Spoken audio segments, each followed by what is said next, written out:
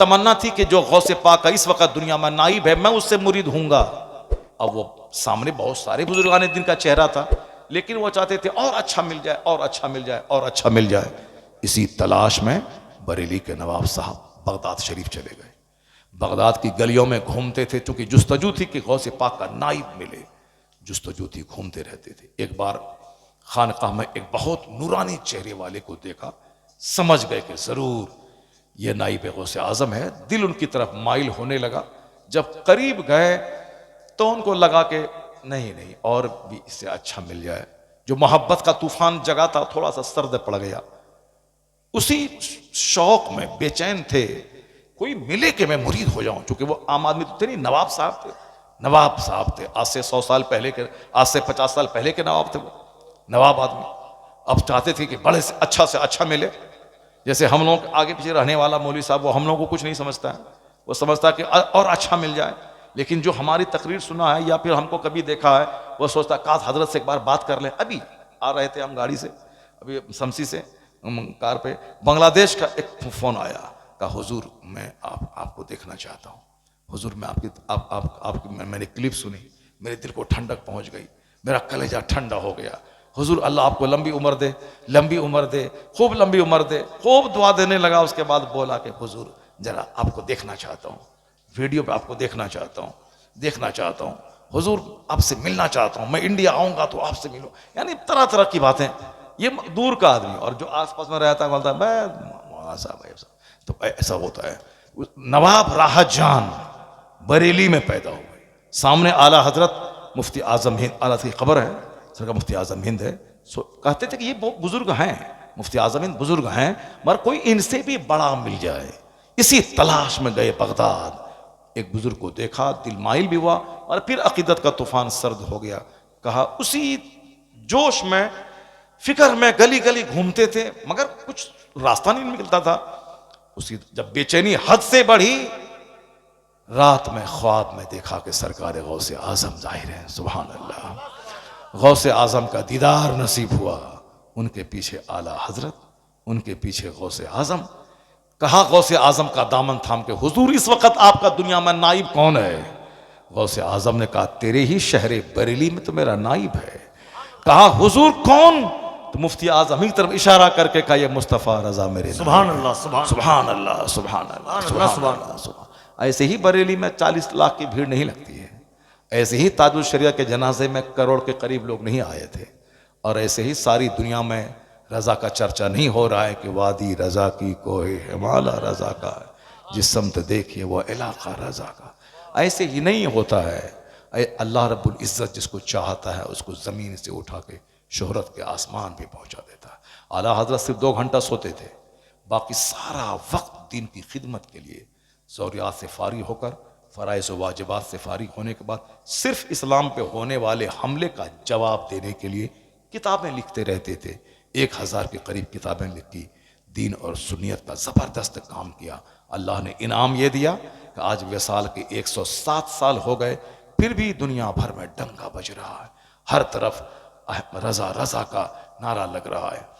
मुफ्ती आजम हिंद की तरफ इशारा किया, नवाब राहत जान आप बेदार हुए।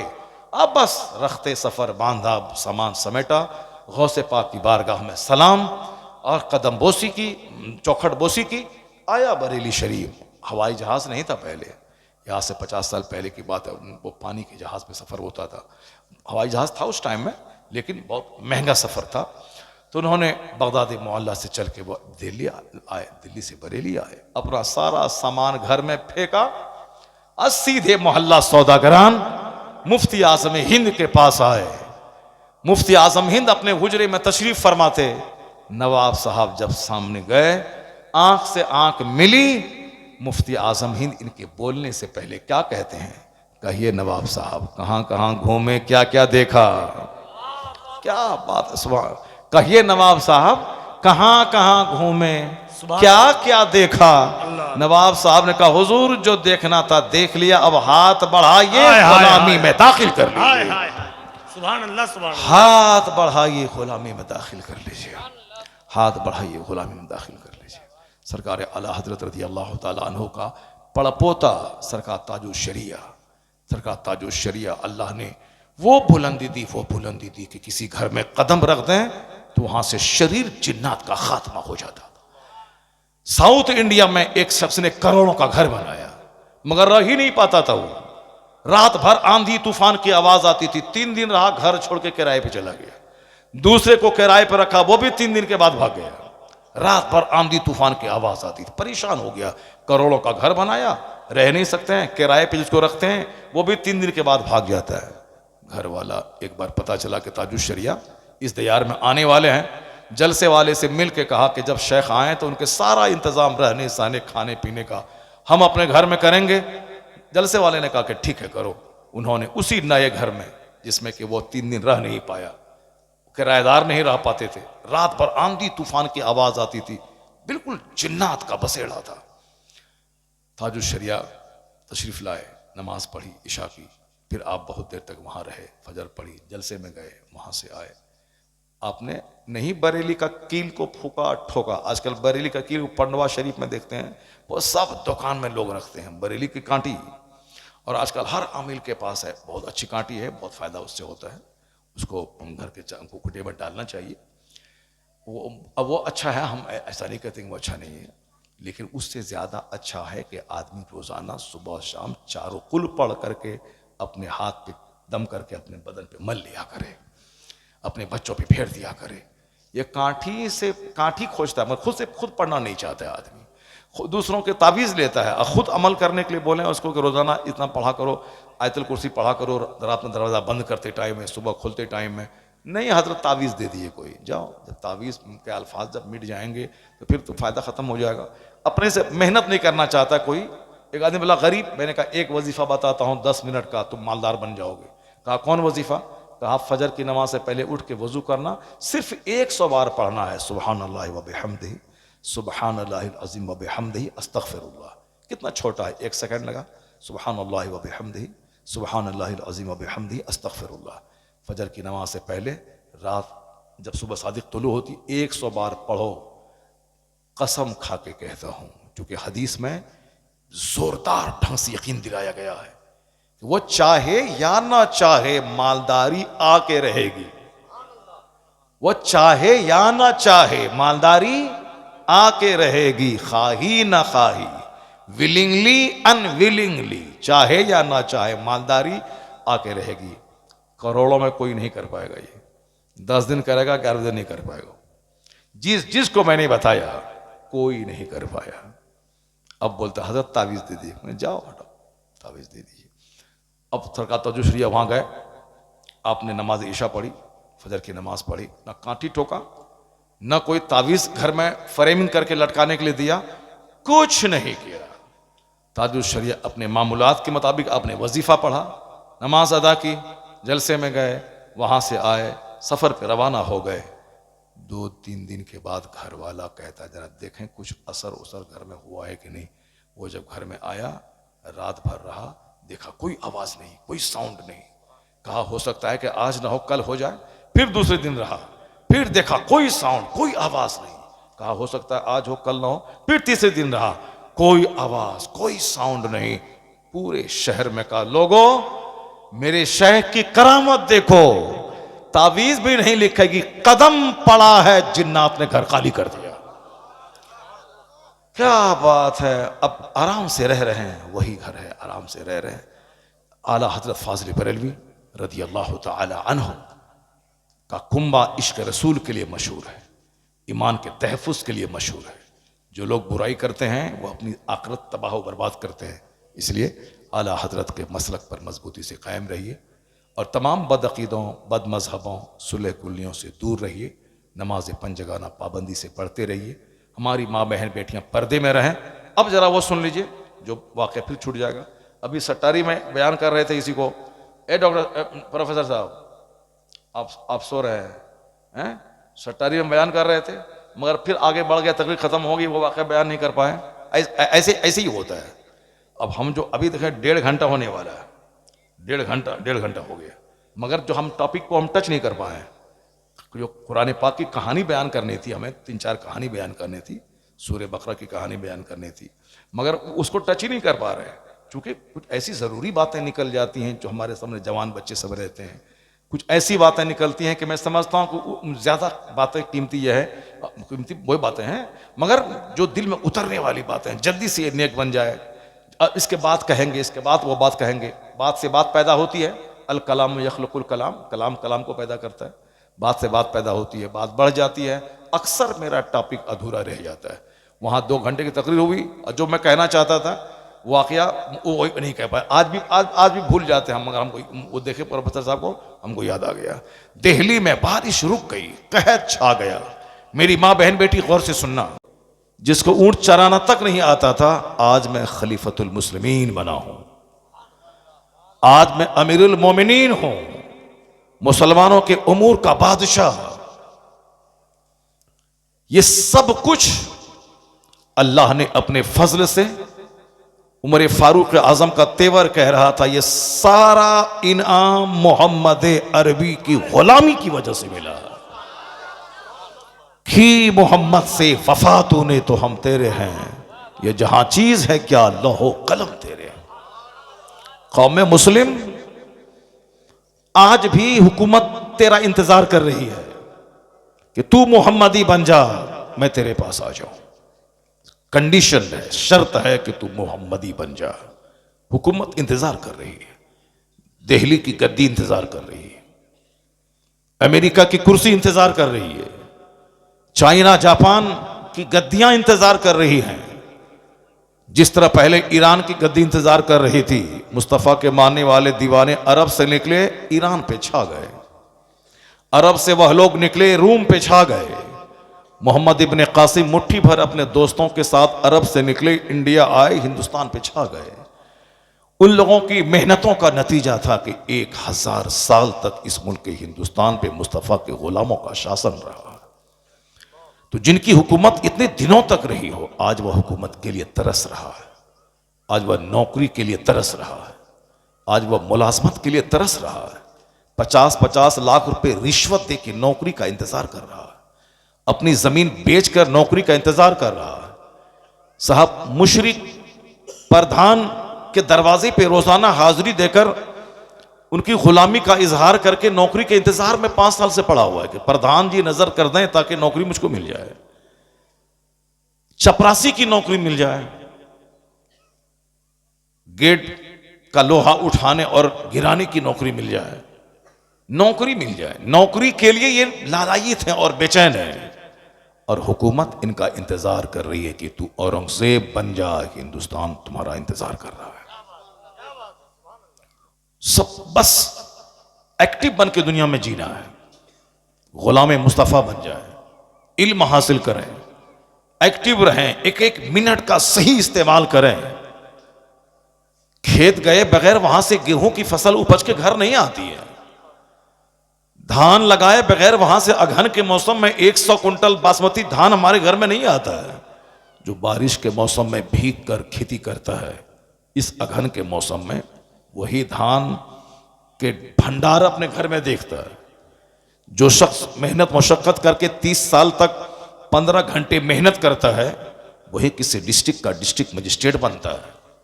जो मेहनत करके खखेड़ मोल लेकर बिजनेस करता है, वही आदमी एक दिन बहुत बड़ा ताजिर कहलाता है।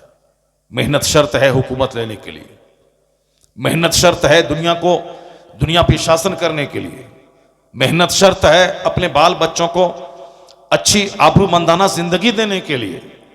या हम लोग चाहते हैं कि बताशा पे फातिहा दिला दें और आसमान से हीरे की बारिश हो जाए। हम लोग चाहते हैं कि मज़ार पाक पे जाके लोहवान जला दें और नीचे से सोने के हांडे मिल जाए। 1 करोड़ लोग अजमेर शरीफ में मुंतजिर हैं कि बाबा नजर कर दें ताकि हम कलकत्ता का सबसे बड़ा मालदार बन जाए। लाखों लोग मुंतजिर हैं वहां, बाबा एक नजर करें ताकि बगैर पढ़े लिखे हम डीएम बन जाएं। दुनिया के सिस्टम के खिलाफ नहीं होता है। अब जरा गौर से सुनिए, बातें मेरी तवील हो जाएंगी। इस तरह की बातें मैं हमेशा करता रहता हूँ, मेरी बहुत सारी तकरीरें आप सुनते रहें उसको। बहुत सारे लोग कहते हैं कि उस वक्त तक मुझको नींद नहीं आती है जब तक मैं आपकी तकरीर सुनता नहीं हूँ। सुनते सुनते मुझको नींद आ जाती है। रात में जब जागता हूँ 12 बजे, तब मैं मोबाइल ऑफ करता हूँ। बहुत सारे लोग हैं मेरी तकरीर की खिल्ली और मजाक उड़ाते हैं। तो जो जिस तरह का इल्म रखते हैं, जो जिस तरह की सोच रखते हैं उसी तरह की बातें करते हैं। अब अक्लमंद कौन है, जरा गौर से सुनिए। इन्न फी खल्क़ि समावाति वल अर्द वख्तिलाफि लैलि वन नहार लआयातिल लिउलिल अलबाब। अनडाउटेडली मीन्स डाउटलेस, बिला शक व शुबा, जमीन आसमान की पैदाइश में, जमीन यहां आसमान वहां, जमीन आसमान की पैदाइश में, in the creation of the heavens and the earth, आसमान और जमीन की पैदाइश में, in the changing of the night and a day, रात और दिन की तब्दीली में, अभी रात इसके बाद दिन फिर रात, ये चेंज होके जो रात दिन, अल्लाह क्या कहता है, रात दिन की तब्दीली में, जमीन आसमान की पैदाइश में, अक्लमंदों की आंख खुलने की बातें हैं। बेवकूफों को इसमें कुछ समझ में नहीं आएगा। अक्लमंदों की आंख खुलने की बातें हैं। आयातुल लिउलिल अलबाब, tokens for those who reflect, जो रिफ्लेक्शन से काम लेते हैं, गौर व फिक्र से, उसके लिए निशानियां हैं। किसमें? जमीन और आसमान में। उसके लिए निशानियां हैं रात और दिन के बदल बदल कर आने में। अक्लमंदों की आंख खुलती है इससे कि हां, ये दुनिया बगैर खालिक के नहीं बनी। जैसे आजकल एक इर्तिदाद का मसला, नास्तिक होने का मसला, कोई खुदा नहीं, माज़अल्लाह, एक ट्रेंड चला हुआ है। बस दुनिया खुद से बनी, खुद से खत्म होगी, नहीं होगी, खाओ पियो मौज मस्ती करो, मरने के बाद कुछ नहीं होता है। माज़अल्लाह, हजार बार माज़अल्लाह। काफिरों की सोच को देखकर मुसलमानों के बहुत सारे बच्चे भी, उसका ईमान कमजोर हो गया, उसी सोच में जीने लगे। वरना जहां इस कदर सख्त कानून है कि एक वक्त की नमाज छोड़ना हराम और गुनाह कबीरा है, उसके बावजूद एक पढ़ा लिखा आदमी नमाज नहीं पढ़ता है। आखिर वो क्या सोचता है? हुजूर फरमाते हैं, जिसने जानबूझकर नमाज तर्क किया वह कुफ्र किया, कुफ्र के करीब पहुंच गया। मन तरक सलात मुतअम्मदन फकद कफर। इतनी सख्त ताकीद सुनने के बावजूद बंदा नमाज नहीं पढ़ता है। क्या सोचता है वो? क्या समझ रहा है? जरूर कुछ हलचल मच रही है दिमाग में। या तो ये हलचल है कि अल्लाह सब माफ कर देगा, या फिर ये है कि ये सब कहने सुनने की बातें हैं, कुछ होता नहीं है। माज़अल्लाह, हजार बार माज़अल्लाह। जबकि निगाहों के सामने देखता है कि 18 साल का जवान एक्सीडेंट किया, लाश के हजारों टुकड़े हो गए, बाइक से टक्कर, घर से निकला मुस्कुराते हुए, पान और गुटखा खाते हुए, 5 मिनट के बाद एक्सीडेंट किया। अब वहां से उसकी डेड बॉडी वापस आ रही। अभी मैंने कहा कि उत्तराखंड का एक आदमी मार्केटिंग करने के लिए, वो साहब बाजार आया था और मार्केटिंग करके लौट रहा था। रात भर शॉपिंग किया, लौट रहा था, रास्ते में आंख लगी ड्राइवर की, गाड़ी के 10 लोग सब स्पॉट डेथ कर गए। एक ही फैमिली के, लड़का भी उसमें था, लड़के का बाप भी उसमें था, लड़के का भाई भी उसमें था। अब एक ही फैमिली के सारे लोग स्पॉट डेथ कर गए। फिर भी लोग नहीं समझेंगे, नहीं समझेंगे उससे, नहीं वो मरा है, हम नहीं मरेंगे। हुजूर आका अलैहिस्सलाम ने क्या कहा था? लौ तअलमून मा अअलम लज़हिकतुम कलीलन वला बकैतुम कसीरा। आका फरमाते हैं, अगर तुम वो बात जान लो जो मैं जानता हूं तो तुम हंसोगे कम, रोगे ज्यादा। क्योंकि अभी आखिर जमाने में अकलें सबकी छीन ली जाएंगी, इसलिए सब हंसेगा। कोई राजू श्रीवास्तव की नकल करके हंसेगा, कोई उमर शरीफ की नकल करके हंसेगा, कोई चार्ली चैपलिन की नकल करके हंसेगा। सब हंसना चाहता है, कॉमेडी, पियानो, राह नाचना, थिरकना, ताकि गम हल्का हो, बीमार नहीं पड़े। आजकल एक ट्रेंड चला हुआ है कि हंसते रहिए ताकि बीमार नहीं पड़िएगा। डॉक्टर साहब कहते हैं कि लाफिंग, हंसते रहिए ताकि बीमारी आपके करीब नहीं आए। राजू श्रीवास्तव का नाम सुना आप लोगों ने? हंसता था, हंसाता था, एंड जवानी में मर गया, चला गया। वो तो हंसाता था करोड़ों को हंसाता था, बूढ़ा भी नहीं हुआ था वो। अचानक बीमारी आई, चला गया। आपने नाम सुना होगा, एक फिल्मी बहुत स्मार्ट एक्टर था, Sushant Singh Rajput. Smart, lean and थीन, खूबसूरत, हैंडसम जवान, बिहार पटना का था। फिर सब बोल रहे हैं, लेकिन इसी कोरोना काल में फांसी के फंदे पे लटक गया, मर गया। क्या क्या कमी थी? बंबई, करोड़ों का घर, फिल्म इंडस्ट्रीज में काम, मस्त रहता, हंसता रहता था। जो ज्यादा हंसता है वो ज्यादा रोता है। इसलिए ये फॉर्मूला बंदे का कि हंसते रहिए बीमारी नहीं आएगी, मुस्कुराते रहिए बीमारी नहीं आएगी, 100% गलत फॉर्मूला, गलत। और हमसे सुनिए कि साहब बीमारी कैसे दूर भागेगी? बीमारी दूर वहां भागेगी जहां हर वक्त अल्लाह का जिक्र होता रहता है, और जहां दुनिया के डॉक्टर की बात नहीं, जहां मुस्तफा की बात मानी जाती है वहां बीमारी भागती रहती है। मदीना तैयबा में आका अलैहिस्सलाम के पास मिस्र का बादशाह एक डॉक्टर को भेजा था और दूसरा भी तोहफा भेजा था कि आका सरकार इस गुलाम का तोहफा कबूल कर लीजिए। आका अलैहिस्सलाम ने दूसरा तोहफा तो कबूल कर लिया, लेकिन डॉक्टर को यह कहते हुए वापस कर दिया कि डॉक्टर की बदीले को हाजत नहीं है, क्योंकि हमारे यहां बीमारी ही कम पड़ते हैं, हमारे यहां बीमार कम पड़ते हैं लोग, इसलिए तबीब की हाजत नहीं है। अब कम क्यों पड़ते हैं? आका फरमाते चूंकि हमारे लोग जब भूख लगती है तब खाते हैं, और अभी भूख बाकी रहती है खाना छोड़ देते हैं।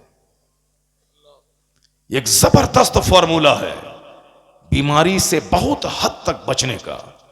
जब भूख लगे तब खाएं।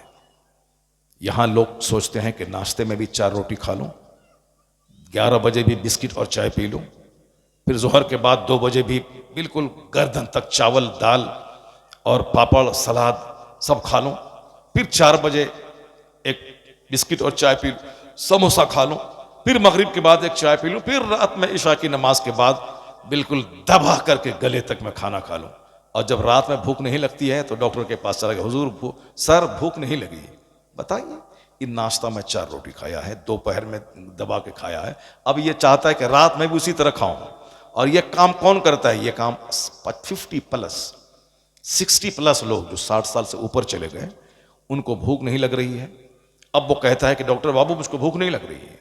डॉक्टर साहब कहते हैं कि ये टिकिया ले लो, ये दवाई ले लो, ये एसिलॉक ले लो, या डाइजिन ले लो, ये ले लो, ये खाओ, उसके बाद ही भूख नहीं लगती है। डॉक्टर साहब हार्ड दवाई दिया, बस 2-4 दिन भूख लगी, फिर गैस बनी, फिर भूख खत्म।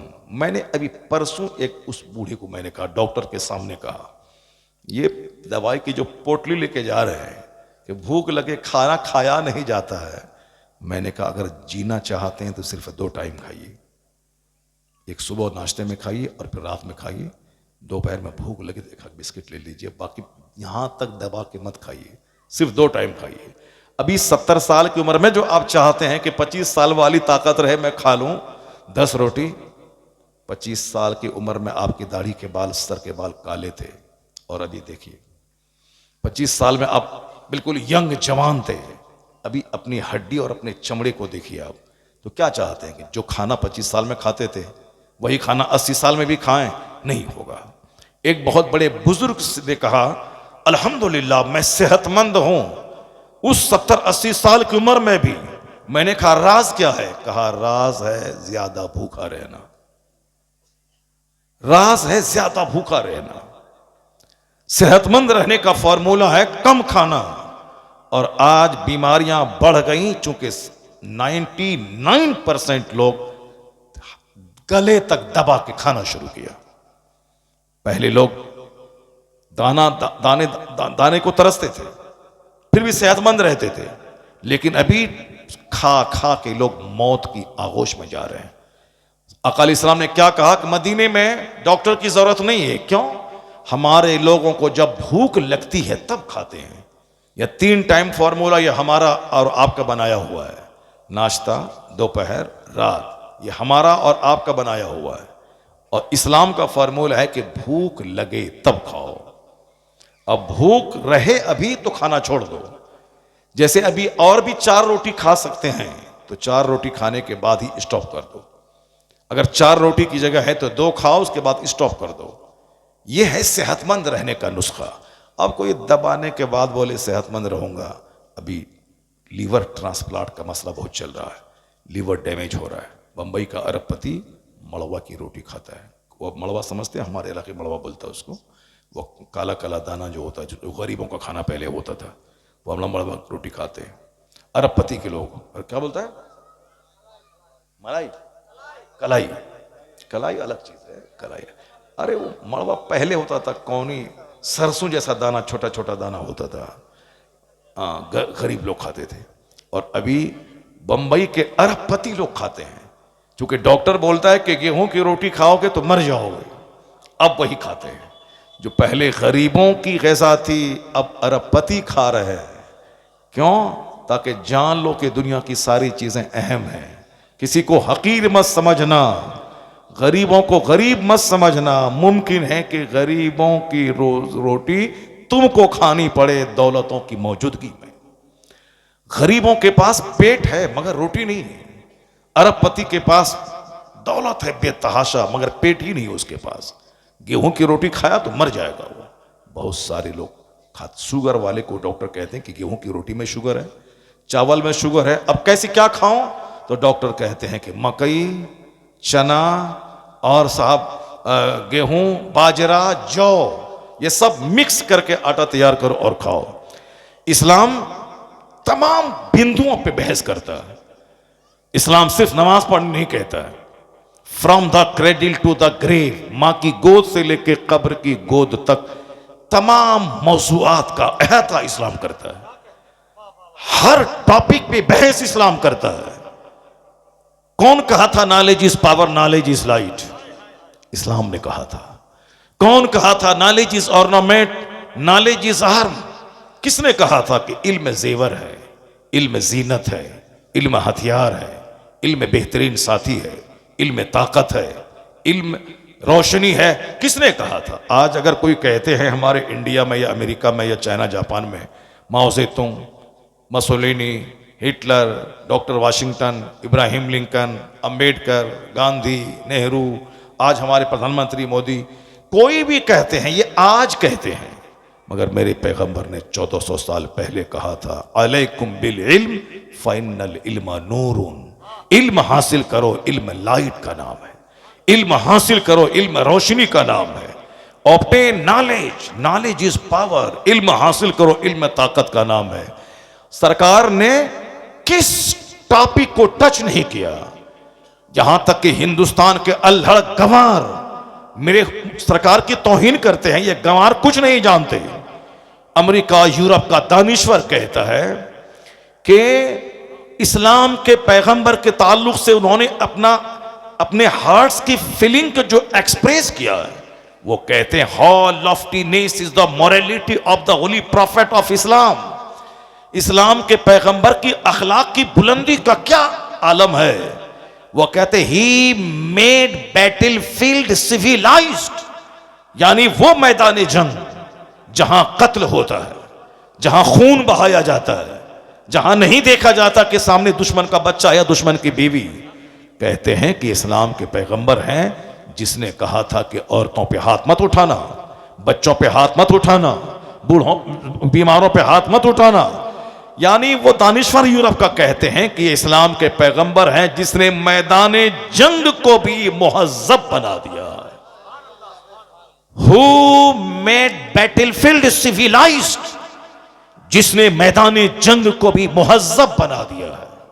क्या बात है। जो अनपढ़ किस्म के लोग हैं वो पैगंबर आजम की शान में गुस्ताखी करते हैं। जो हाईली क्वालिफाइड हैं वो यही कहते हैं कि I can not find any other man in history like Muhammad. मैं पूरे मानव इतिहास में मुस्तफा का जवाब नहीं पाता हूं। वो यही कहते हैं all standards by which human greatness may be measured is any one greater than he. आका के बारे में वो यूरोप का दानिश्वर डॉक्टर लामार्टिन कहते हैं कि तमाम पैमाना, तमाम कसौटी, तमाम मेजरमेंट, तमाम तराजू जिस पर एक इंसान की महानता को जांचा जाता है, वह तमाम कसौटी लाओ और उस कसौटी पे जांचो कौन है जो मोहम्मद अरबी के मुकाबले में खड़ा हो सके। All standards by which human greatness may be measured is any one greater than he. क्या है कोई जो मुस्तफा से बड़ा हो सके?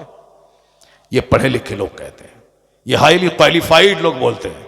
इसीलिए मैं कभी हिंदुस्तान या दुनिया के डेनमार्क या कहीं का कोई अपने आप को पढ़ा लिखा कहता अगर वो मेरे पैगंबर की शान में गुस्ताखी करता है और ऑल फॉल बकता है तो मैं उसको दुनिया का सबसे बड़ा जाहिल समझता हूं। वो ABCD जाना है, इल्म हासिल नहीं किया है। वो क ख ग जाना है, साक्षर है, शिक्षित नहीं है। वो शिक्षित साक्षर होना अलग है। अखबार पढ़ लिया, हिंदी पढ़ लिया, फिजिक्स पढ़ लिया, साहब क ख ग पढ़ लिया, ABCD पढ़ लिया, अलिफ बा पढ़ लिया, हाँ ये पढ़ना जानता है, ये लिखना जानता है, ये साक्षर है, शिक्षित नहीं है। शिक्षित का मतलब तालीम याफ्ता, एजुकेटेड। जब इल्म सीने पे आता है तो जहालत का खात्मा होता है और इल्म आदमी को राइट और रॉन्ग में डिफरेंशिएट करने का ढंग सिखाता है, हक और बातिल में फर्क करने का तरीका सिखाता है। पढ़ा लिखा आदमी वो किसी चीज में आंख बंद करके नहीं पढ़ता, वो रिफ्लेक्ट करता है, रिसर्च करता है, गौर व फिक्र करता है, तब जाके वो कोई डिसीजन लेता है पढ़ा लिखा आदमी। तो जो लोग इस ऑल फॉल बकते हैं समझने कि साक्षर है, शिक्षित नहीं है, तालीम याफ्ता नहीं है। और क़यामत जब करीब आएगी लोग साक्षर ही बनेंगे। ABCD क ख ग, मैथमेटिक्स A+B, बस यही सब जानेंगे। वो आला तालीम है जो आदमी को इंसान बना दे। तालीम वो जो आदमी को खरे खोटे का फर्क सिखा दे। तालीम वो है जो आदमी को आदमियत पैदा कर दे, आदमियत आदमी के अंदर जगा दे। तालीम वो है जो चलता फिरता इंसान बना दे, उसे जहालत गंवारपन से बचा दे। और आजकल साहब डॉक्टर हैं और बातें जाहिलों की तरह कर रहे हैं, साहब साइंटिस्ट हैं और बातें गंवार की तरह करते, कहते कोई खुदा नहीं है, कोई गॉड नहीं है, दुनिया खुद से बनी है। एक घर खुद से बनता नहीं है, एक छोटा सा सामान खुद से बनता नहीं है। और ये विशाल संसार, ये संपूर्ण ब्रह्मांड बगैर खालिक के बन जाए, ये पूरी कायनात बगैर मालिक के चले, ऐसा कभी नहीं हो सकता। जिस दिन अक्ल पुख्ता होगी, इल्म जवान होगा, कलमा पढ़ने वालों की तादाद में इजाफा होता चला जाएगा। क्या कहने। और इस तरह की बातें मैं अक्सर करता हूं कि आज आप लोग मायूस हैं टेलीविजन के न्यूज सुनकर, सोशल मीडिया की खबरें सुनकर। अरे फिलिस्तीन में ये जुल्म हो गया, वहां हो गया, अमेरिका में ये हो गया, डेनमार्क में ये हो गया, इंडिया में साहब बहुत सारी मीडिया पे चलता है कि हम मुसलमानों को सताया जा रहा है, वहां मस्जिदें तोड़ी जा रही हैं। ये एक पार्ट है, तस्वीर का एक रुख है। मुस्लिम सताए जाते हैं अपनी बदअमली की वजह से। वह दूसरा रुख यह है कि कोई दिन ऐसा नहीं गुजरता जिस दिन कोई वैज्ञानिक कलमा पढ़ के मुसलमान ना होता हो। अल्लाह। कोई दिन ऐसा नहीं गुजरता जिस दिन दुनिया का दानिश्वर कलमा पढ़ के मोमिन ना होता हो। गंवार जाहिल वो क्या जाने इस्लाम क्या है। कोस्टो, फ्रांस का वैज्ञानिक कोस्टो, उससे पूछें कलमा क्यों पढ़ा। डॉक्टर मेगाटे तेजासन, थाईलैंड की राजधानी बैंकॉक का एनाटॉमी का प्रोफेसर, उससे पूछें कि इस्लाम क्यों कबूल किया। पूछें उस प्रिंसेस, ब्रिटेन की शहजादी से जो इस्लाम कबूल करना चाहती थी। पूछें उससे रूस के प्रेसिडेंट से जो इस्लाम कबूल करना चाहता था। दुनिया में बहुत सारी ऐसी खबरें हैं जो इस मीडिया के लोग नहीं चलाते हैं। एक मोटी किताब है, कौन क्या पढ़ा और कलमा पढ़ के मुस्लिम कैसे बना। किस तरह दुनिया में एक इनकलाब, खामोश इनकलाब है। और अभी मैंने एक न्यूज सुनी कि 2015 से लेके 20 तक दूसरे मजाहिब के लोगों ने हिंदुइज्म को कबूल किया 30,000 की तादाद में, और इस्लाम कबूल किया है 30 लाख लोगों ने 5 साल के अंदर इस्लाम कबूल किया 2015 से लेकर 2020 के अंदर में। और अभी जब से फिलिस्तीन की जंग चल रही है, जिस खबीस ने कहा था कि 3 दिन में गाजा को मैं फतह कर लूंगा, हमास को दुनिया से मिटा दूंगा, आज 1 साल 4 महीने हो गए। आज की न्यूज है कि नेतन्याहू ने ऐलान किया है कि जो भी मेरे बंधक का पता लगाएगा उसको 42 करोड़ रुपए देंगे। उसको 42 करोड़ रुपए, 42 करोड़ रुपए, 42 करोड़ इंडियन करेंसी के हिसाब से, और वो शायद 5 मिलियन ऐसा कुछ बोला था कि 42 करोड़ रुपए उसको दूंगा जो मेरे बंधकों का पता लगाएगा कि कहाँ है। पूरी सुपर पावर है अमेरिका, और साहब पता नहीं लगा पा रहे कि हमारे बंधकों को कहाँ छुपाया गया। 3 दिन में मिटा देंगे। 1 साल 3 महीने से जायद का अरसा गुजर गया और अब तक वो गजा को जीत नहीं पाया और अपने बंधकों को छुड़ा नहीं पाया। अब जरा गौर से सुनिए, इसी दरमियान में बहुत सारे लोग कलमा पढ़ के मोमिन बन गए यूरोप और अमेरिका में। क्यों? सुपर पावर मिल के इन निहत थे कमजोर हाफिज कुरान, आलिम दीन, जिसको अल्लाह की ज़ात पर भरोसा है। एटम बम से ज्यादा खतरनाक बम गजा में गिराया गया, मगर उसके बावजूद आज हमास जिंदा है और फिलिस्तीन के मुसलमान जिंदा हैं, शान से रह रहे हैं। यह इस बात की दलील है कि एटम बम भी वहां काम नहीं करता जहां इस्लामी ताकत काम क्या करती है।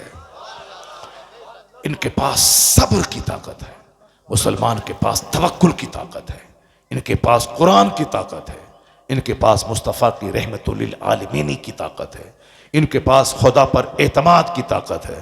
तो आज इसको देखकर गैर मुस्लिम कलमा पढ़ रहे हैं। और अफसोस की बात तो यह है कि हमारा मुसलमान भाई इस जंग को देखने के बाद नमाजी नहीं बना, तहज्जुद गुजार नहीं बना, चाश्त इशराक नहीं पड़ा। होना यह चाहिए था अल्लाह की मदद आंखों से देखते हुए कि फिलिस्तीन आज तक जिंदा है, 70 साल से जुल्म हो रहे हैं। वहां की औरतें फिलिस्तीन नहीं छोड़ती हैं, इसलिए नहीं छोड़ती हैं कि मैं आज मेरा बच्चा नहीं तो आज मेरे बच्चे का खून रंग लाएगा, कल जरूर क़िबला अव्वल यहूदियों की गिरफ्त से आजाद हो जाएगा। क्या कहने, आजाद होगा फिलिस्तीन, क़िबला अव्वल। और अब आजादी के बिल्कुल करीब पहुंच चुका है। यहूदियों का सत्यानाश होगा। अब ये शिकस्त खाएंगे और यही मुट्ठी भर दीवाने मुस्तफ़ा के पूरी दुनिया में झंडा लहराएंगे। वो वक्त अब करीब आ रहा है।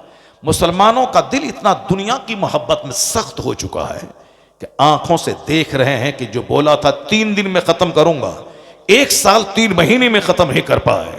तो अब इसे क्या कह सकते हैं आप? तो अब मुसलमानों को कम से कम तहज्जुद गुजार होना चाहिए, नमाज चाश्त और इशराक पढ़ना चाहिए, नमाज पंजगाना पाबंदी से पढ़ना चाहिए, सच्ची तौबा करनी चाहिए, हराम को छोड़ के हलाल की तरफ लपकना चाहिए। मगर आज अगर कोई हिंदू हमारी मस्जिद के सामने अगर डीजे बजाता है तो हम तो दंगा फसाद के लिए तैयार हो जाते हैं, लेकिन मुसलमानों का एक बड़ा तबका बैंड बाजा मस्जिद के सामने बजाता है, मस्जिद के सामने से बारात ले जाता है, अपने डीजे को बंद नहीं करता है। किस कदर फ्रीडम बना है, कितनी बड़ी ट्रेजेडी है, कितना बड़ा अलमिया है ये। आज गैर मुस्लिम हमारे उलमा के सामने आकर के वो हाथ जोड़ता है, कहता है कि आपने तावीज़ दी और हमारे बच्चे अच्छे हो गए, आपकी तावीज़ में बड़ा असर है। वो अपने हिसाब से अपनी ज़बान में कहता है कि भगवान तो हमारे घर में जो मिट्टी का पुतला है वो नहीं, भगवान तो आप हैं जो आप तावीज़ दी, हमारा बच्चा अच्छा हो गया। यानी बुतों के पुजारी इस तरह की बातें करते हैं। मस्जिद के दरवाजे पे मगरिब की नमाज के बाद हर शहर में 99% गैर मुस्लिम की औरतें छोटे छोटे बच्चों को लेकर खड़ी रहती है और ये कहती हैं कि बाबा फूंक देते हैं तो मेरा बच्चा अच्छा रहता है, बाबा फूंक देते हैं। ये क्या है? ये इस्लाम की हक्कानियत है कि नमाजी मस्जिद से निकले और फूंक दें तो बच्चे अच्छे हो जाएं। तो वह लोग तो हमारे आलिमों और आइम्मा का एहतराम करते हैं और हमारे बच्चे जलसे से भाग जाते हैं। क्यों भाग जाते हैं? कि तकरीर कौन सुनेगा, नमाज कौन इस जमाने में पढ़ेगा, कौन इस जमाने में इस्लामी लिबास पहन करके जन्नती बनेगा, जो होगा देखा जाएगा। ये मौलाना साहब इस जमाने में कहते हैं, इस जमाने में हाथ में मोबाइल, फटा हुआ पैंट, वो जीन्स, साहब दाढ़ी मोछ मुंड कर, जोकरों की तरह बाल रखकर, गले में सिकरी, हाथ में धागा, अब सोने की 4 अंगूठी पहन के मौज मस्ती, रिलैक्स, इंजॉय करना। इस जमाने में दुनिया कहाँ से कहाँ पहुँच गई, ये मौलाना साहब कहाँ ले जाना चाहते हैं। हमारे बच्चे सबक हासिल करें कि कुफ्फार और मुशरिकीन मेरे उलमा का एहतराम करते हैं, उनका अदब करते हैं, उनका पाँव छूते हैं। और आप अपने ही इमाम के पीछे मस्जिद से बाहर निकल के 2 घंटा चाय की दुकान पर बैठकर इमाम साहब के निकालने की प्लानिंग बनाते आओ, इमाम साहब को निकालने की प्लानिंग बनाते हैं। अगर आप इमाम साहब को निकालने की प्लानिंग बनाया तो कोई एक इमाम नहीं मिलेगा दुनिया में। अगर आपने इमाम की कदर नहीं की और इमाम को 50,000 25,000 रुपये तनख्वाह नहीं दिया तो कोई बच्चा मदरसे में नहीं पढ़ेगा। और मैं कहीं पैगाम दिया था आज से 10 साल पहले कि एक मदरसे को खूबसूरत होना चाहिए, मस्जिद के इमाम की तनख्वाह 25,000 होनी चाहिए, ताकि जब एक बाप अपने बच्चे के बारे में प्लान बनाए कि मैं कहाँ पढ़ाऊँ, इंजीनियरिंग कॉलेज में पढ़ाऊँ या मदरसे में पढ़ा के आलिम बनाऊँ, तो वो बोले कि मेरा बेटा इंजीनियर बनेगा तो वो कॉलेज फैक्ट्री में मुलाजमत करेगा, तो वो दाढ़ी मोच मोड़ के नमाजें छोड़ के 50,000 महीना कमाएगा। और आजकल तो इंजीनियर थोक हैं, 10,000 रुपये महीने में इंजीनियर मिल जाते हैं। तो गली गली इंजीनियर है। अब जो हाई क्लास का इंजीनियर है उसकी तनख्वाह 1 लाख है, बाकी जनरल तो 10,000 20,000 कमाते हैं, 25,000 रुपये महीना कमाते हैं। मैं कहता हूँ जब एक बेटा इंजीनियर 25,000 महीना कमाता है, एक आलिम को अगर 25,000 रुपये महीना मस्जिद में मिले तो मालूम है क्या होगा। तो एक बाप सोचेगा कि यहाँ दस्तबोसी है, यहाँ कदम बोसी है, यहाँ नमाज की पाबंदी है, यहाँ जुमा के दिन जब एक इमाम अमामा बांधकर हाथ में असा लेके मेंबर पे खड़ा होता है, ऐसा लगता है जैसे कोई कमांडर इन चीफ अपनी फौज को ललकार रहा हो, जैसे कोई बादशाह अपनी रियाया को खिताब कर रहा हो। दस्तबोसी, कदम बोसी, मेहमान की तरह रोजाना खाना, 25,000 रुपये नजराना। मैं यकीन के साथ कहता हूं कि एक बाप ये राहत, ये इज्जत देकर अपने बेटे को इंजीनियर छोड़कर अपने बेटे को आलिम बनाना पसंद करेगा, क्योंकि यहां दुनिया भी है और आखिरत भी है, और यहां सिर्फ दुनिया के चंद सिक्के हैं। और अगर इमाम साहब को जलील किया गया, उनको समाज में एक हाशिए पे खड़ा कर दिया गया, तो कोई भी गैरतमंद अपने बेटे को आलिम नहीं बनाएगा। इनकी इस हालत को देखकर तो आने वाले वक्त में कोई नमाज पढ़ाने वाला नहीं मिलेगा। बस मैं अपनी गुफ्तगू को आगे बढ़ाऊं। अक्लमंद वो है जो जमीन आसमान की पैदाइश पे गौर व फिक्र करता है, जो सोचता है। अल्लज़ीना, अल्लाह की परिभाषा ये है, अल्लाह ने अक्लमंदों की परिभाषा जो की है वो ये है, अल्लज़ीना यज़कुरून अल्लाह क़ियामन व क़ुऊदन व अला जुनूबिहिम। अक्लमंद वह लोग हैं जो उठते बैठते लेटे अल्लाह का जिक्र करते हैं। सुभान अल्लाह, जरा जोर से बोले सुभान अल्लाह, ये अल्लाह का जिक्र है। जरा जोर से बोले अल्हम्दुलिल्लाह, जरा जोर से बोले सुभान अल्लाह। तो अल्लाह का जिक्र करने वाले अक्लमंद हैं। अल्लज़ीना यज़कुरून अल्लाह क़ियामन व क़ुऊदन व अला जुनूबिहिम। Those who remember Allah sitting, sleeping, reclining, वह जो सोते हुए, लेटे हुए, खड़े, झुकते हुए अल्लाह को याद करते हैं, वो अक्लमंद हैं। वयतफक्करून फी खल्क़िस समावाति वल अर्द, and they consider in the creation of the heavens and the earth। अक्लमंद वह लोग हैं जो जमीन और आसमान की संरचना पे, इसके स्ट्रक्चर पे, इसकी पैदाइश पे गौर व फिक्र करते हैं, वो अक्लमंद हैं। अल्लाह ने अक्लमंद किसे कहा? जो गौर व फिक्र करते हैं, जो इस दुनिया से ज्यादा आखिरत के बारे में सोचते हैं। अक्लमंद जो हयात और मौत के फलसफे पे गौर करते हैं। अक्लमंद जो मकसद हयात पे गौर करते हैं। अक्लमंद जो दरख्तों और जंगलों को देखकर सबक हासिल करते हैं। ये बताएं अक्लमंद कितने हैं दुनिया में? हमारे नजदीक पैसा वाला, हमारे नजदीक मकान वाला अक्लमंद है, हमारे नजदीक फॉर्च्यूनर चलाने वाला अक्लमंद है। जबकि 10-10 करोड़ की जागवार कंपनी की कारें, आज हम अगर गैर मुहज्जब जबान में कहें, बहुत सारे ऐसे गधे हैं जो 10 करोड़ की जागवार कंपनी की कार पे चलते हैं, जिसको ना बोलना आता है, जिसको ना लिखना आता है, ना जिसको समझना आता है, बस शराब के नशे में धुत 2-4-10 का मर्डर किया, बाहुबली बन गए, लोगों ने डर से उनको वोट दे दिया और MP बन के पार्लियामेंट पहुंच गए। अब वहां से निकले साहब 10-10 करोड़ की कार पे चल रहे हैं। अब जिसको बोलना तक नहीं आता, जिसको डिसिप्लिन नहीं आती, बस 2-4-10-20 का मर्डर किया, बाहुबली हो गया। अब लोगों ने डर के मारे वोट दिया, असेंबली और पार्लियामेंट पहुंच गए। अब अरबों में खेल रहे, क्या कहेंगे उसे आप? जिसे एक जुमला लिखना नहीं आता, एक जुमला बोलना नहीं आता हो, तो फॉर्च्यूनर इस बात की दलील नहीं कि वो अक्लमंद है। 1 करोड़ का बंगला यह दलील नहीं कि वो अक्लमंद है। साहब 1000 एकड़ जमीन इस बात की दलील नहीं कि वो अक्लमंद है। अक्लमंद है कौन? वमन यूतल हिकमत फकद ऊतिया खैरन कसीरा। कुरान कहता, अल्लाह कहता, हमारा पैदा करने वाला खालिक कहता है, जिसे हिकमत, इल्म हिकमत की नेमत मिली, समझ लो उसे सबसे बड़ी दौलत मिल गई। नारे तकबीर, नारे रिसालत, खलीफे हुजूर ताजुश्शरिया मसलके आला हजरत, नारे तकबीर, नारे रिसालत। जहां इल्म की रोशनी है, जहां तकवा है, वही दौलत है। दौलत का मतलब ये नहीं कि खूब धन दौलत हो, नहीं, अक्ले सलीम जहां है वही धनवान है, वही अक्लमंद है। अक्लमंद होना बहुत बड़ी नेमत है। अल्लाह जिससे मोहब्बत करता है उसे अक्ल सलीम और दीनी समझ की दौलत उसको अता कर देता है। अल्लाह तबारक व तआला हम सबों को अक्लमंद बनाए, हम सबों को दुनिया से ज्यादा आखिरत की फिक्र करने की तौफीक अता फरमाए। अब जरा मैं टॉपिक से रिलेटेड कुछ बातें करता हूं। मैंने कुरान शरीफ की एक आयत पढ़ी है, आपकी तवज्जो, आप लोग उठेंगे तो नहीं, भागेंगे तो नहीं, आप लोग नहीं भागेंगे ना? हाँ, कीमती बातें सुनिए, कुरान और हदीस की बातें सुनिए, अपनी ज़िंदगी को संवारिए और सजाइए। मैं भी स्कूल कॉलेज में पढ़ा हूँ अल्हम्दुलिल्लाह। मैं 400 लड़कों में मैट्रिक में टॉप किया हूँ। मैट्रिक में 400 लड़के हमारे क्लास में थे। अल्हम्दुलिल्लाह मैंने फर्स्ट क्लास पास किया। दाढ़ी उगने वाली थी और टोपी पहनता था। इंटरमीडिएट में पूरी यूनिवर्सिटी में टॉप पोजीशन था मेरा, 10-20 कॉलेज में। अल्हम्दुलिल्लाह दाढ़ी थी, सर पे टोपी थी। ऐसा नहीं कि गुटखा खाएं, फिल्म जाके देखें, खड़े होके पेशाब करें, हा करें, कॉमेडी करें, बच दोस्तों के साथ शरीफों बूढ़ों का मजाक उड़ाएं, माँ बाप को आंख दिखलाएं, तब जाके ये क्या कर रहे हैं भाई, ये ग्रेजुएट है, ये कॉलेज में पढ़ रहे हैं। तो कॉलेज में पढ़ रहे हैं तो बस में सफर कर रहे हैं, बस कंडक्टर को 2 तमाचा मार दिया, रिजर्वेशन डब्बा जिसका उसको हटा दिया और अपने से बैठ। क्यों साहब, ये कॉलेज के स्टूडेंट है।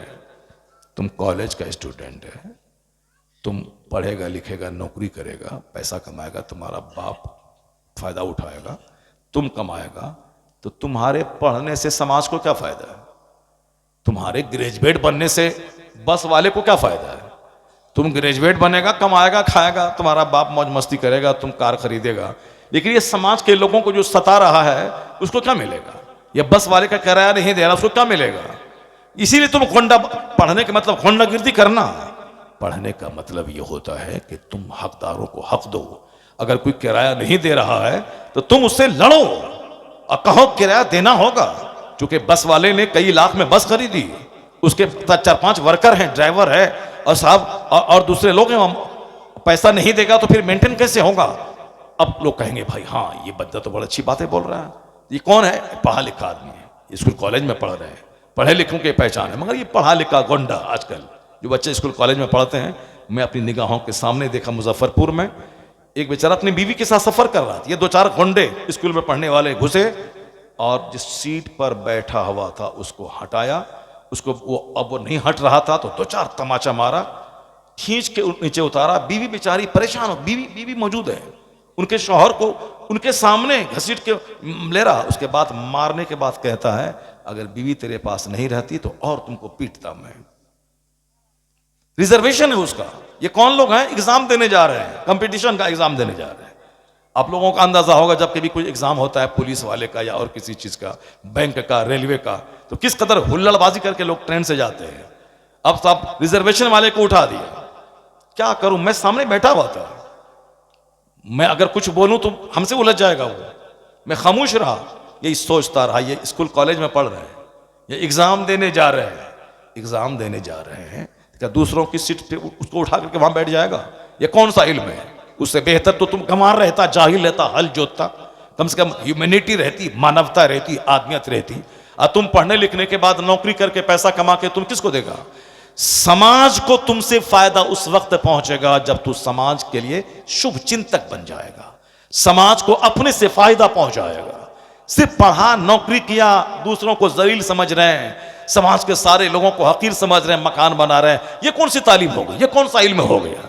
इसी तरह का इल्म जब बढ़ेगा तो मंत्री बनने के बाद वो घोटाला करेगा, डीएम बनने के बाद वो रिश्वत लेगा, ब्लॉक डेवलपमेंट ऑफिसर बनने के बाद वो खजाने को लूटेगा, जिस तरह आज हिंदुस्तान में हो रहा है तमाशा। इसी तरह का इल्म रहा तो मेडिकल कॉलेज का प्रिंसिपल होके औरतों की आबरू के साथ खेलेगा, खूबसूरत हसीनाओं की इज्जत को लूटने का रैकेट अपने मकान के तहखाने में चलाएगा। सारी दुनिया जान रही है क्या तमाशा हुआ है। ये पढ़े लिखे लोग हैं जो इस तरह की हरकतें कर रहे हैं। पढ़े लिखे वो नहीं हैं जो ABCD जाने और 2 टका कमाए, दूसरों को अपने से तकलीफ पहुंचाए। नहीं, पढ़ा लिखा वो है जो अपने से दूसरों को लाभ पहुंचाए, अपने से दूसरों को फायदा पहुंचाए। मैं पढ़ा हूं, समाज को मुझसे फायदा मिले, समाज को मुझसे रोशनी मिले। ये है the best among you is one who is profitable for others. तुम्हें सबसे अच्छा वो है जो दूसरों के लिए लाभदायक हो, हानिकारक न हो, जो दूसरों के लिए प्रॉफिटेबल हो, नॉन प्रॉफिटेबल मत बनो। इसलिए वो इल्म जो आदमी को इंसान बनाता है, वह इल्म आज भी मदरसे की चटाई से मिलता है, जहां पहले दिन से लेकर आखिरी दिन तक यही सिखाया जाता है, बेटा झूठ बोलना हराम है, शराब पीना हराम है, जुआ खेलना हराम है, सूद खाना हराम है, माँ बाप को सताना हराम है, पड़ोसी को तकलीफ देना हराम है, गीबत चुगलखोरी हराम है, हसद कीना कुदूरत हराम है। यानी ये जायज है, ये नाजायज है, ये लीगल है, ये इलीगल है, ये राइट है, ये रॉन्ग है, ये फॉरबिडन है, ये परमिटेड है, ये मुजीर है, ये मुफीद है, ये बेनिफिशियल है, ये हार्मफुल है। यही तो सिखाता है इस्लाम। और ये बच्चों की खुट्टी में बचपन से लेके आखिरी दौरे हदीस तक यही इल्म मिलता है, ये करना है, ये नहीं करना, ये अच्छा है, ये बुरा है, ये हराम है, ये हलाल है, ये लीगल है, ये इलीगल है। यही शिक्षा दी जाती है मदरसे में। तो इंसान बनाने की फैक्ट्री है ये मदरसा, और ये फैक्ट्री आज कमजोर पड़ गई। मुसलमानों ने भी अपने बच्चों को मदरसे में पढ़ाना छोड़ दिया, गवर्नमेंट ने भी इसे आतंकवादी का अड्डा कहा। जो इंसान बनाने की फैक्ट्री था उसे आतंकवादी का अड्डा कहा। जो इंसान बनाने की फैक्ट्री था कि माँ का पांव चूमे, बाप की पेशानी चूमे, बाप का हाथ चूमे, मुसलमानों ने भी अपने बेटों को नाफरमान बनाने के लिए अल्हड़ इदारों का रुख किया। अब वहां से बच्चा पढ़ के आने के बाद बाप को आंख दिखाता है, छाती पर बैठ के 2-4 फाइट लगाता है। अगर बच्चा मदरसे का पढ़ा हुआ बता दे कि कोई करोड़ों में कोई अगर बेहुदा ऐसा होगा जो माँ बाप को मारा होगा, वरना 99% बच्चे मदरसे के पढ़े हुए वो अपने बाप का हाथ चूमते हैं। बाप है उसका शराबी, बाप है उसका काश्तकार, मगर वो उसका हाथ चूमते हैं, उनके पेशानी को बोसा देते हैं, अपने बाप का पांव चूमते हैं। मालूम है कि बाप का पांव चूमने से जन्नत की खुशबू मिलती है, माँ के पांव के नीचे जन्नत है। तो इंसान बनाने की फैक्ट्री है मदरसा। हमारे मालदारों ने इन मदरसों को वीरान करके क्रिश्चियनों के स्कूल को आबाद किया।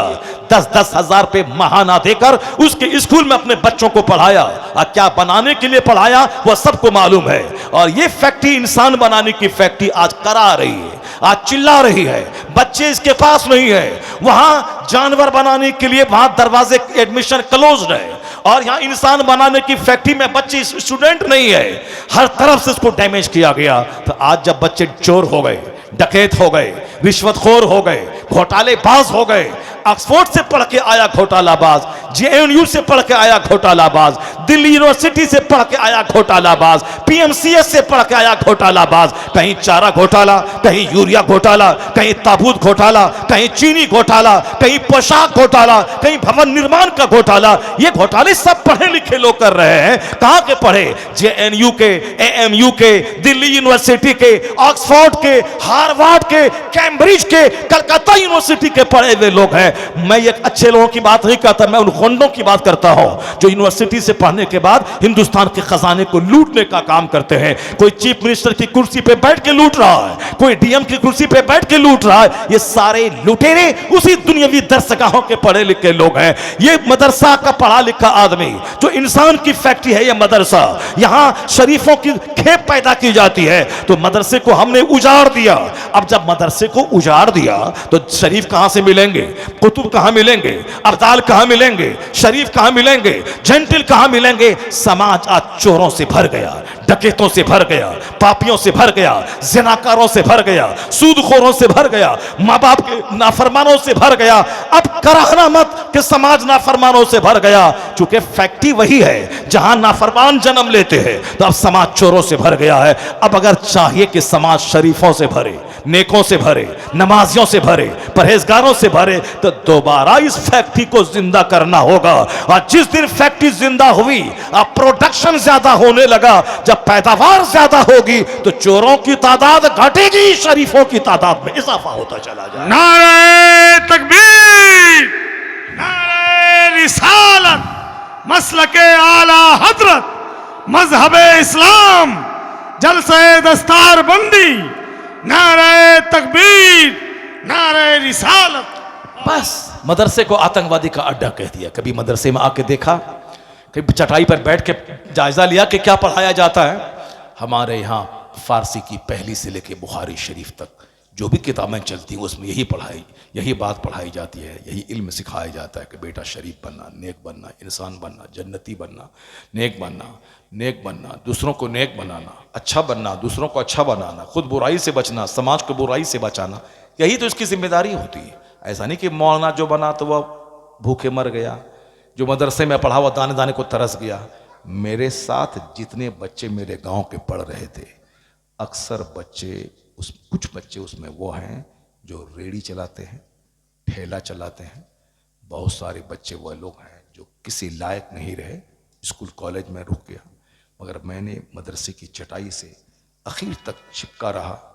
यहीं पढ़ने के बाद वहाँ से इंटरमीडिएट किया, ग्रेजुएशन किया, पोस्ट ग्रेजुएशन किया, यानी फर्स्ट से लेकर लास्ट तक सारी डिग्री मैंने कॉलेज की हासिल की मदरसे से रहने के बाद। और मैं मौलवी हूँ आज, मगर अल्हम्दुलिल्लाह मेरी बात ठीक है, चलो सारे लोग तो इस तरह से नहीं कर पाते हैं, लेकिन हमारा एक मामूली मौलवी भाई जो मेरे गांव का था, वो भी पुख्ते का घर बना लिया, वो भी बाइक पे चल रहा है, इज्जत की जिंदगी गुजार रहा है। और जिसने मौलवी का मजाक उड़ा के अपने बेटों को स्कूल में भेजा, उनका बच्चा नोएडा सेक्टर 16 में रेडी चला रहा है। आलिमों की तौहीन जो करेगा कि मदरसा में पढ़ने से क्या मिलेगा, उसकी नस्ल में एक अच्छा आलिम कभी पैदा नहीं होगा। और आप जान लें कि अल्लाह जब सांप, छुछंदर, बंदर, शराबी, पापी सबको रोजी देता है, जो अल्लाह के दीन का काम करेगा क्या अल्लाह उसको भूखा रखेगा? नहीं रखेगा। वमन यतवक्कल अलल्लाहि फहुवा हस्बुह, जो अल्लाह पे भरोसा करता है अल्लाह उसके लिए काफी हो जाता है। और अल्लाह वहां से रोजी देता है जहां से बंदा सोच नहीं सकता है। जो अल्लाह के दीन का काम करता है, सरकार दो जहां सल्लल्लाहु अलैहि वसल्लम ने वादिये मिना में तकरीर करते हुए कहा था, आखिरी हज के मौके पर आका ने कहा था, जो अपने पीछे दुनिया का गम लगा लेता है, अल्लाह उसकी निगाहों के सामने गरीबी के दरवाजे खोल देता है। वह कमाता जाता है, भूखा होता चला जाता है, और करोड़ है तो अरब, अरब है तो खरब, खरब है तो संक, संक है तो महासंक, इसी में वो लगा रहता है। एक दुकान, दो दुकान, चार दुकान, 5 दुकान, 10 दुकान, ये मॉल, वो मैरिज हॉल, इसी भाग दौड़ में मौत आती है, बुरी मौत, मर के दुनिया से चला जाता है। सारे मॉल, सारी दुकानें रह गई। ये सब अपनी निगाहों के सामने से आप देख रहे हैं। हुजूर ने क्या फरमाया? जो अपने पीछे सिर्फ दुनिया का गम लगा लेता है, अल्लाह ताला उसकी निगाहों के सामने गरीबी के दरवाजे खोल देता है, मुफलिसी के दरवाजे खोल देता है। प्यास लगी, एक गिलास पानी कोई पी लिया तो प्यास बुझ गई, और किसी को प्यास लगी, एक बाल्टी पानी पिया, प्यास नहीं बुझी। इसका मतलब है कि यह प्यास अजाब है। ये बाल्टी पानी पी गया, प्यास नहीं बुझी, और करता पेट फट गया। और यहां एक गिलास पिया, आसूदगी हो गई, प्यास बुझ गई। ये एक गिलास पानी जो आदमी की प्यास बुझा दे, वह 1 टन पानी से बेहतर है जो प्यास ना बुझा सके। थोड़ी सी कमाई जो आदमी को सेटिस्फाइड कर दे, जो आदमी को इत्मीनान क़ल्ब दे दे, जो आदमी को सब्र और कनाअत दे दे, यह थोड़ी सी कमाई उस खरबों से बेहतर है जो खरब कमाने के बाद आदमी को लालची और हरीस बना दे कि कमाता जाए, उसकी भूख बढ़ती चली जाए। इसलिए हुजूर ने कहा था, जो अपने पीछे दुनिया का गम लगा लेता है, अल्लाह उसकी निगाहों के सामने मुफलिसी के दरवाजे खोल देता है। और जो अपने पीछे दीन का गम लगा लेता है, अल्लाह तबारक व तआला उसकी रोजी का कफील और जिम्मेदार हो जाता है। अल्लाह ताला वहां से रोजी देता है जहां से बंदा सोच नहीं सकता। दीन का गम लगा, जन्नत का गम लगा ले, आखिरत का गम लगा ले, नमाज पंजगाना का गम लगा ले, अपने पीछे दीन का गम लगा ले। देखें अल्लाह ताला किस तरह गैब से मदद करता है। आज बहुत सारे लोगों को घमंड था कि मैं मंत्री हूं, मैं ही हवाई जहाज पे सफर करता हूं। दीन की बातें बोलने वालों को अल्लाह ने वो इस दौरे जदीद में सहूलियात बख्शी। एक मंत्री क्या उतने फ्लाइट से चलता होगा जितना दिन की खिदमत करने वाला, हदीस कुरान की बात करने वाला उस फ्लाइट से चलता है। इसलिए इरादा नेक हो, अल्लाह का डर दिल में हो, तो फिर दुनिया में भी अल्लाह इज्जतें देता है, मरने के बाद अल्लाह जन्नत देता है। जो खालिस पक्का दुनियादार जोकर बन के, बेनमाजी बनकर, हराम खोर बनकर, शराबी अय्याश बन के चाहता है कि मैं आराम से जिंदगी गुजारूं, नहीं होगा ऐसा। अल्लाह ने इत्मीनान कल्ब याद इलाही में रखा है। अल्लाह ने इत्मीनान कल्ब सब्र और कनात में रखा है। अल्लाह ने सच्ची राहत मुस्तफ़ा की गुलामी में रखा है। फिल्म के एक्टर की गुलामी करने वाला वह कभी सुकून और चैन की जिंदगी नहीं गुजार पाएगा। मरने के बाद जहन्नम की आग तो उसके लिए तैयार है। इसलिए एक कौम मुस्लिम जब फिल्म के एक्टर मर रहे हैं, जब क्रिकेटर मर रहे हैं, बुरी मौत मर रहे हैं, अरबों कमाने के बाद जलील होके मर रहे हैं, अब तो कम से कम सचेत हो जा, अकलमंद हो जा कि फिल्म में जिसकी पैरवी मैं कर रहा हूं वो जहर खा के मर रहा है। जब उसको खुशी नहीं है तो हमें उसकी नकल करने वाले को क्या खुशी मिलेगी, क्या इंजॉय होगा। इंजॉय फिल्म के एक्टर के डांस की नकल में नहीं है, असल में इंजॉय तो मुस्तफा की सुन्नतों की पैरवी में।